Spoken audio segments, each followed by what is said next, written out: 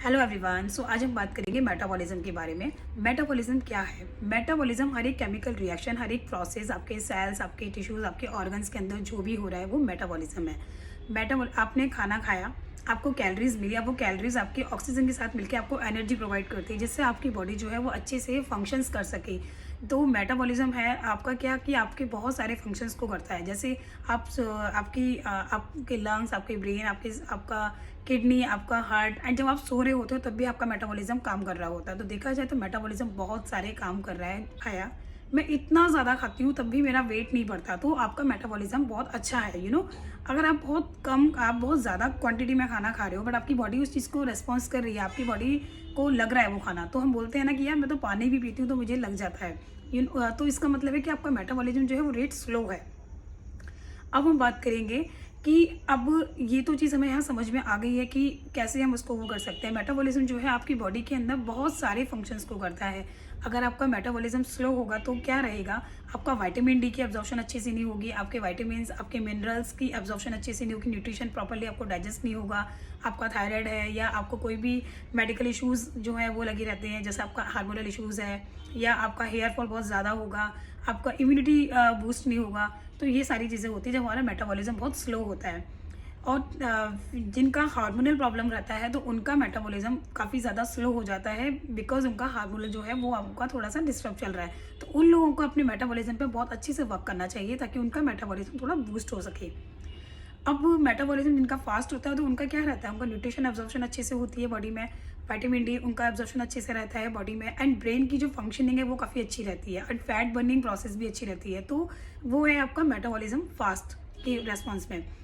अब हम क्या कुछ चीज़ों के बारे में बात करेंगे कि स्लो होने के क्या रीजंस हैं हमारे। जब आप वेट रिड्यूस कर रहे होते हो तो आपका सबसे पहले क्या क्वेश्चन आता है कि आप कैलोरीज को इतना कट डाउन कर देते हो, आप प्रॉपरली न्यूट्रिशंस नहीं लेते हो।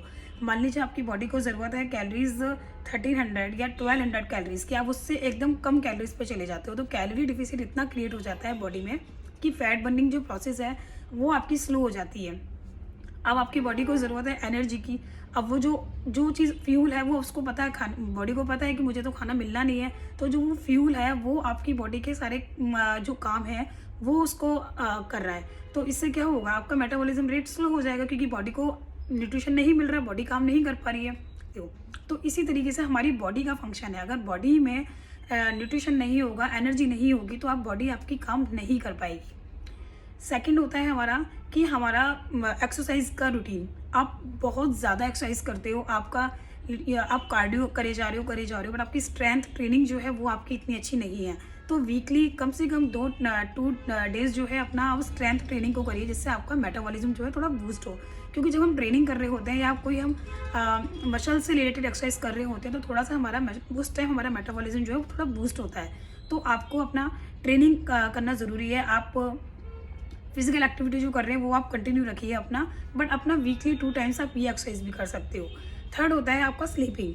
स्लीपिंग क्या होता है, अब आप जो लोग डाइट कर रहे हैं या जो लोग नॉर्मली जिनका मेटाबॉलिज्म स्लो है, तो आपने ये देखा भी होगा जब आपका स्लीपिंग साइकिल डिस्टर्ब होता है, लाइक आपका साउंड स्लीप नहीं है, आप एक प्रॉपर रूटीन में नहीं सो रहे हो, तब उस रीज़न में भी आपका मेटाबॉलिज्म स्लो होता है, क्योंकि बॉडी को एक रेस्ट नहीं मिल रहा है और आपको उस टाइम पे ग्रेलिन एंड लेप्टिन जो हार्मोन्स होते हैं हमारे, वो भी हमारे अप्स एंड डाउन पे हो जाते हैं।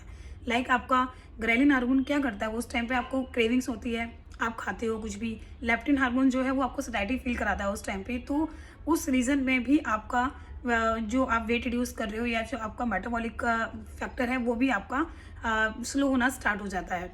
फोर्थ होता है आपका स्ट्रेस। अगर आप ज़्यादा स्ट्रेस में हो, कोई भी, मैं जब भी बताती हूँ तो यही कहती हूँ कि स्ट्रेस जो है वो आपको अपना कंट्रोल करना है, उसको मेंटेन करके रखना बहुत ज़रूरी है, क्योंकि आपका जो कार्टिसोल हार्मोन है वो आपका इंक्रीज हो जाता है, जिसके रीज़न से आपका मेटाबॉलिक रेट जो है वो आपका स्लो होना स्टार्ट हो जाता है। आप कोई भी मेडिसिन ले रहे हो, सर्टेन मेडिसिन कोई भी हो गई, आप डायबिटीज़ है या थायराइड है या आपका कोई भी एंटी डिप्रेशन आप ड्रग्स ले रहे हो या कोई भी इस टाइप की मेडिसिन ले रहे हो, उससे भी हमारा मेटाबॉलिक रेट स्लो हो जाता है, क्योंकि आप काफ़ी टाइम से मेडिसिन पे डिपेंडेंट हो। हमें लगता है कि हमारा सॉल्यूशन मेडिसिन है, बट ऐसा नहीं है। अगर आप नॉर्मल डाइट से भी करोगे तो वो रेस्पॉन्स आपको मिल जाएगा। कभी कभी मैंने देखा है जब मेटाबॉलिज्म स्लो होता है तो हम क्या करते हैं, हम सप्लीमेंट्स लेना स्टार्ट कर देते हैं। कोई भी आप नहीं यार इससे तो मेरा बूस्ट हो जाएगा, बहुत सारी चीज़ें मार्केट में अवेलेबल भी होती हैं। बट आपने देखा होगा कि कुछ चीज़ें हमारी आपकी डाइट में बहुत कुछ है जिससे आप अपना मेटाबॉलिज्म को बूस्ट कर सकते हो।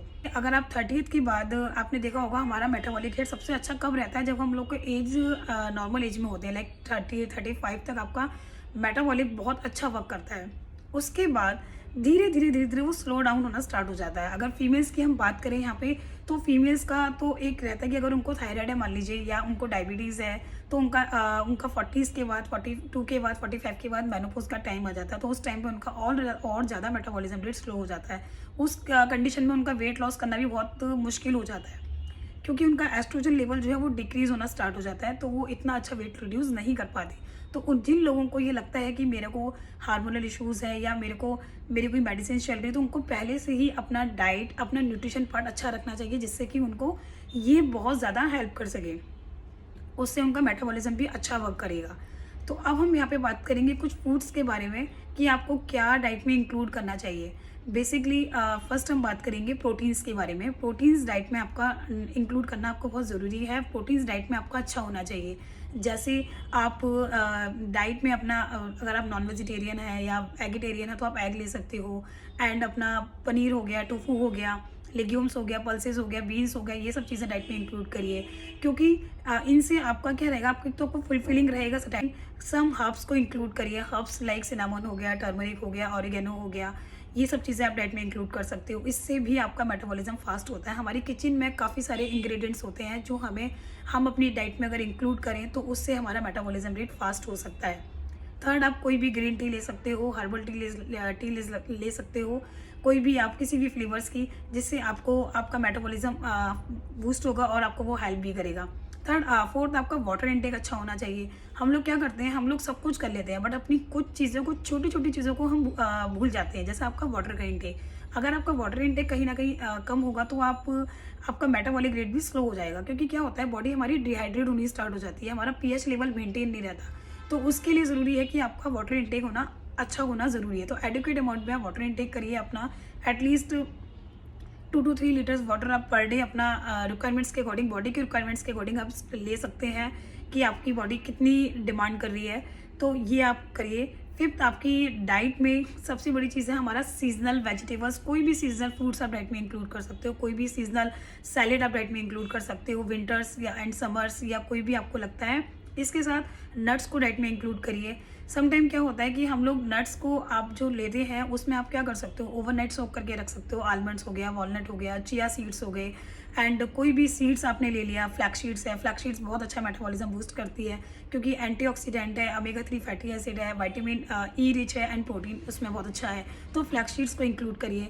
पम्पकिन सीड्स है, जिंक अच्छा है उसमें, आप वो इंक्लूड कर सकते हैं। तो ऐसी बहुत सारी चीज़ें हैं जिससे आपका मेटाबॉलिज्म बूस्ट हो सकता है। ब्लैक कॉफ़ी आप डाइट में ले सकते हो, बहुत ज़्यादा भी कॉफ़ी नहीं लेनी। अगर आप वर्कआउट कर रहे हो तो आप उस कंडीशन में भी ले सकते हो, उस पर्पज़ से भी ले सकते हो, एंड नॉर्मली अगर आपने लेना है तो आप वैसे भी ले सकते हो। बट ध्यान रहे कि अपनी डाइट को सबसे अच्छा इंपॉर्टेंस दीजिए, क्योंकि आपका डाइट अच्छा होगा, आपका मेटाबॉलिज्म बूस्ट होगा, और आपके हार्मोन से रिलेटेड कोई भी प्रॉब्लम है, वेट रिड्यूस नहीं हो रहा है, तो ये सभी चीज़ों में आपको हेल्प करेगा। Thank you.